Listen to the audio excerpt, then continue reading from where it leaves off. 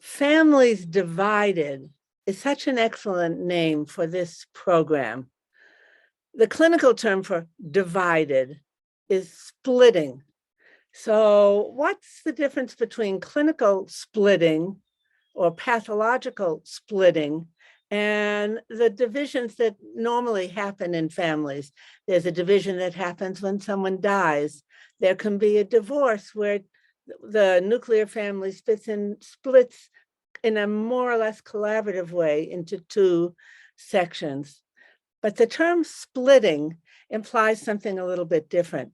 It implies that one side is knocking out the other side by bad-mouthing them, by innuendos, by lies, by talking behind their back to various people.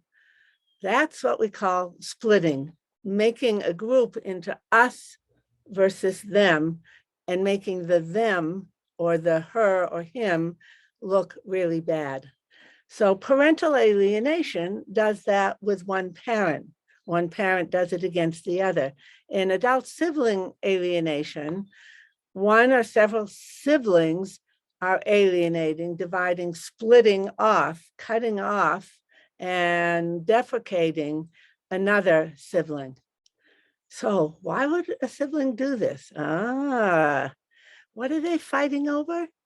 A parent. Instead of fighting over the children, they're fighting over the earlier generation. Now, generally, this happens when either the parent is getting elderly and needs care, and even more frequently, it happens when the parent has died.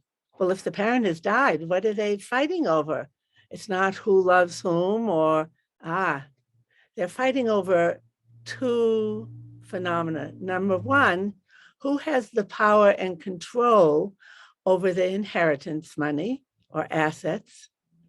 And number two, what is going to be the division of those assets?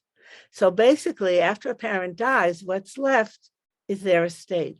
And that's what's at stake generally with sibling alienation.